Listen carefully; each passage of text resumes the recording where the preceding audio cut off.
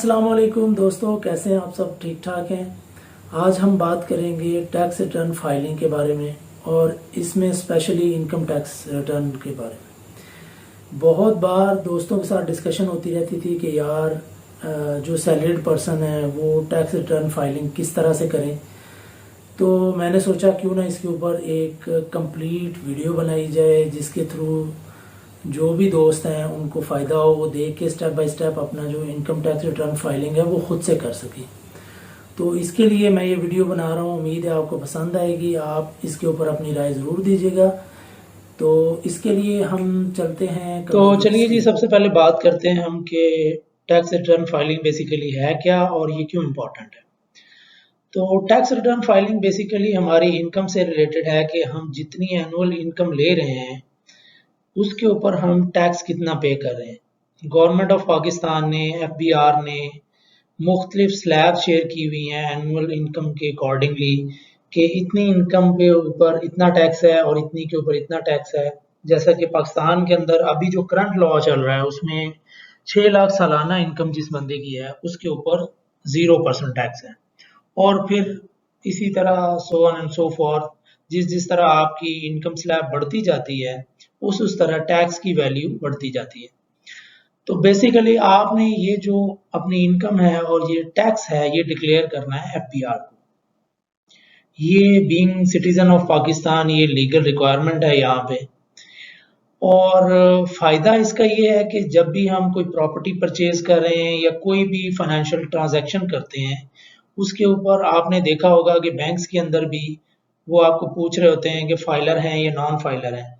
तो ये दो कैटेगरीज हैं। जो नॉन फाइलर्स हैं उनको पेनल्टी के तौर पे जो टैक्स स्लैब है वो ज़्यादा है, टैक्स जो है उनको ज़्यादा पड़ता है।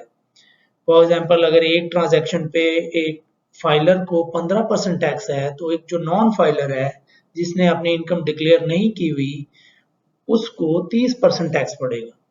इसी तरह जो आपकी टैक्स की स्लैब्स हैं ये मुख्तलिफ फाइनेंशियल ट्रांजैक्शन से डिफरेंट हैं। लेकिन ऑब्वियसली जो फाइलर है उसको ये एक बेनिफिट होता है, एक एज होता है कि आप टैक्स तो सालाना दे ही रहे हैं। हमारा जो भी बंदा सैलरी ले रहा है पाकिस्तान के अंदर किसी भी ऑर्गेनाइजेशन के अंदर, अच्छी ऑर्गेनाइजेशन के अंदर काम कर रहा है, तो उसकी जो सैलरी का डाटा है एनुअल और उसका जो टैक्स का डाटा है वो कंपनीज भी रिटेन कर रही होती हैं और वो FBR के साथ शेयर भी कर रही होती हैं। तो उनके लिए तो इशू नहीं है क्योंकि हम ऑलरेडी जो है वो टैक्स पे कर रहे हैं। इसमें सिर्फ हमें एक स्टेप आगे जाना है कि हमने वो अपना जो टैक्स है वो डिक्लेयर करना है, उसको फॉर्मली हमने डिक्लेरेशन फॉर्म के अंदर फिल करके सबमिट करवाना है। तो ये बहुत ही ईजी है, ये कोई मुश्किल कोई ऐसी कोई रॉकेट साइंस नहीं है, हम इजीली कर सकते हैं। तो बेसिकली ये जो वीडियो है ये बनाने का मकसद भी यही है कि जो हमारे साथी हैं, सैलरीड पर्सन हैं, वो टैक्स तो दे रहे हैं तो वो फिर आगे अपनी जो टैक्स फाइलिंग है वो किस तरह करें। हम इंशाल्लाह इसके अंदर ब्रीफली डिस्कस करेंगे सारे पहलू स्टेप बाय स्टेप कि हमने कैसे इसको लेके चलना है और फिर उसके थ्रू आप आसानी के साथ अपनी टैक्स रिटर्न खुद फाइल कर सकते हैं। इसी तरह हम आगे आ जाते हैं इसके ऊपर, वो कौन कौन से स्टेप्स हैं जो हमने फॉलो करने हैं इससे पहले कि हम अपनी tax return, income tax return file करने की तैयारी पकड़ें। तो हमें ये जो इन्फॉर्मेशन है ये पहले अपने पास कलेक्ट कर लेनी चाहिए। तो थोड़ा सा हम इसको गो थ्रू कर लेते हैं। पहली तो बात, इसके अंदर जो जो चीज़ें आपने डिक्लेयर करनी है उसमें है आपके जो टोटल एसेट्स हैं। तो एसेट्स के अंदर आपकी सबसे पहले कैश है जो आपके पास मौजूद है। उसके अलावा आपका जो बैंक बैलेंस है, जो पैसे आपने बैंक के अंदर रखवाए हुए हैं उनकी डिटेल है। और उनका जो बैंक बैलेंस है आपने जो भी अपनी डिटेल लेनी है वो 30th जून की लेनी है। जिस साल का आप टैक्स रिटर्न फाइल कर रहे हैं तो आपने जून की लेनी है। मैंने मिस्टेकनली यहाँ पे जनवरी मेंशन किया लेकिन जून की लेनी है आपने। उसके बाद आपने आगे जो डिटेल है वो अपने एसेट्स की, जिसमें प्लॉट है, घर है, गाड़ी है, बाइक है या कुछ भी ऐसी चीज़ है जिसमें आपने इन्वेस्ट किया हुआ है, स्टॉक्स हैं, बहुत सारे लोगों ने स्टॉक्स में इन्वेस्ट किया होता है, तो वो सारी डिटेल आपके पास अपने एसेट्स की मौजूद होनी चाहिए। इससे आगे आ जाते हैं हम टोटल पेएबल्स पे। पेएबल्स जैसे कि नाम से जाहिर है कि आपके जो लोन्स हैं, जितने भी आपके क्रेडिट्स हैं, उनकी डिटेल, आपने कहाँ कहाँ से कर्ज लिया हुआ है, वो कितना है, उसकी क्या अमाउंट है, वो कितनी पेएबल है, वो सारी डिटेल आपके पास होनी चाहिए। उससे आगे आ जाता है आपका इनफ्लोज का डाटा। इनफ्लोज के अंदर आपका जो है वो मेनली आपकी सालाना सैलरी है जो आप ले रहे हैं कंपनी से।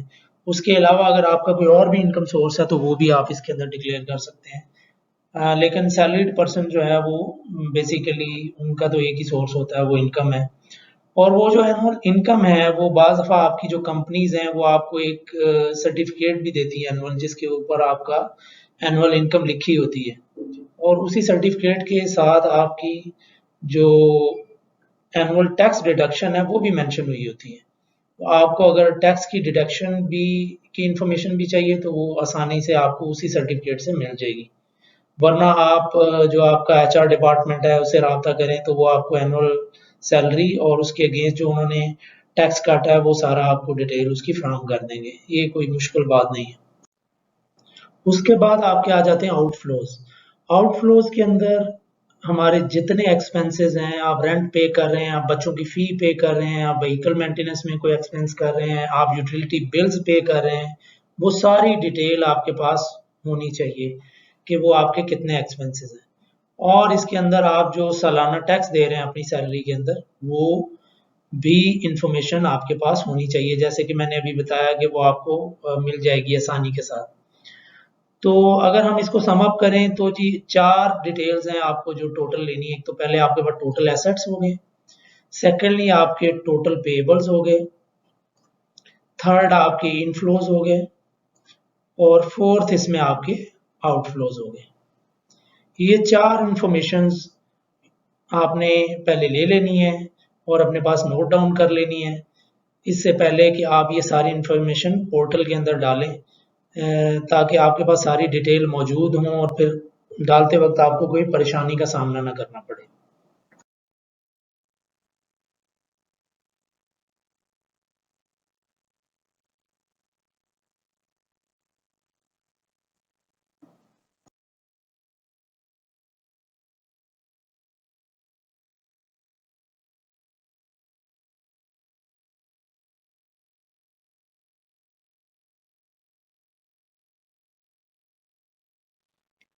अच्छा जी, जब ये सारी इंफॉर्मेशन आप इकट्ठी कर लेंगे उसके बाद जो नेक्स्ट स्टेप है वो आपका है कि जो एफबीआर का पोर्टल है उसके ऊपर आपने साइन अप करना है।